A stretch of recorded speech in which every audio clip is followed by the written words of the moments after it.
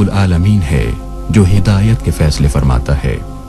بعض اوقات اچھے بھلے لوگ جو راہ ہدایت کے راہی ہوتے ہیں ذرا سے غفلت برتنے پر ان سے ہدایت چھین لیتا ہے، اور اسی طرح سدا کے گنہگاروں کو چھوٹی سی نیکی کرنے پر ہدایت عطا فرما دیتا ہے۔ ایسا ہی ایک واقعہ ایک اللہ والے کے ساتھ پیش آیا جو ایک نیک آدمی تھے، صراط مستقیم پہ چلنے والے تھے، مگر ایک دن گزرتے ہوئے ایک ایسے شخص سے راہ چلتے ملاقات ہو گئی جس کی شہرت اچھی نہ تھی۔ اس کو دیکھتے ہی اس بزرگ نے دل میں سوچا کتنا برا آدمی ہے، اس سے تو مسافہ بھی نہیں کرنا چاہیے، اور کنی کتراتے ہوئے گزر گئے۔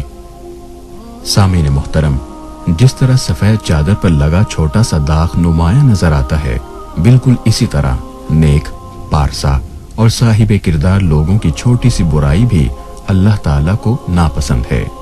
پس جیسے ہی اس بزرگ نے نفرت و حقارت سے اس ایک گنہگار سے منہ پھیرا، اللہ تعالیٰ نے ان سے ہدایت چھین لی، اور رفتہ رفتہ وہ جو اللہ والے تھے انہی گناہوں میں مبتلا ہو گئے جن کی وجہ سے کبھی انہوں نے ایک گنہگار سے نفرت کی تھی۔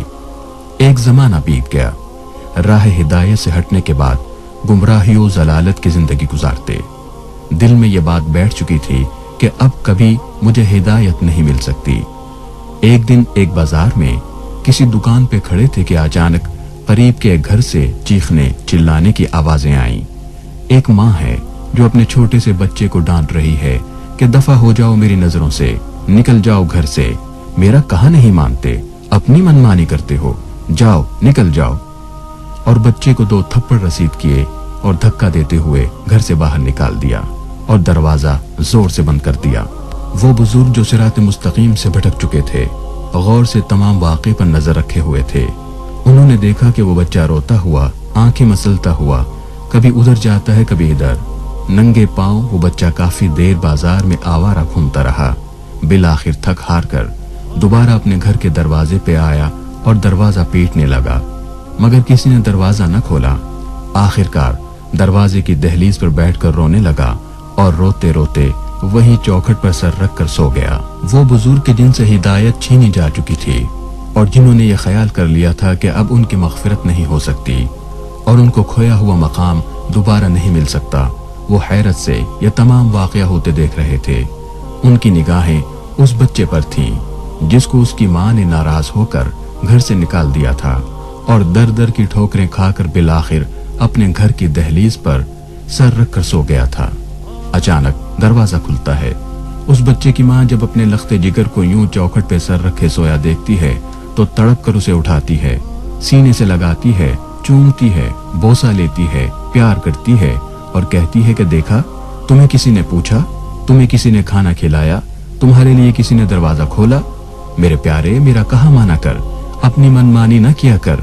بچہ بھی کھل اٹھا اور بولا، ماں میں آئندہ تمہارا کہا مانوں گا، تمہیں تنگ نہ کروں گا۔ ماں نے اسے سینے سے لگایا اور گھر میں لے گئی۔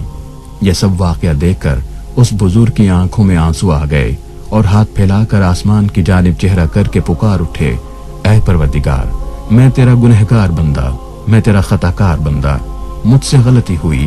اے پروردگار، میں سمجھ نہ سکا، میں جان نہ سکا کہ اگرچہ میں گنہگار ہوں، سیاہکار ہوں، خطا کار ہوں، مگر تو ارحم الراحمین ہے، تو اکرم الاکرمین ہے، تو ایک ماں سے 70 گنا زیادہ اپنے بندے پہ مہربان ہے۔